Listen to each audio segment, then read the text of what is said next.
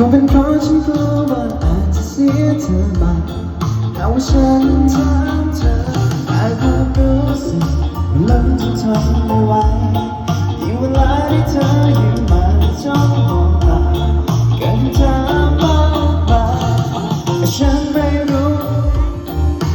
รักไม่รักมันก็ไม่ชัดเจนเธอกับฉันเราเป็นอะไรช่วยบอกฉันทีอยากรู้สายตาที่เธอมีให้กันหมายความว่าอะไรเป็นแค่เพียงมองไว้ที่ไป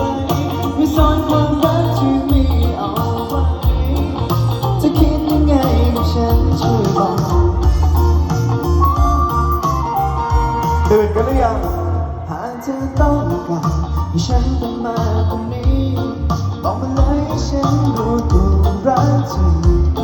จนกับเธอไม่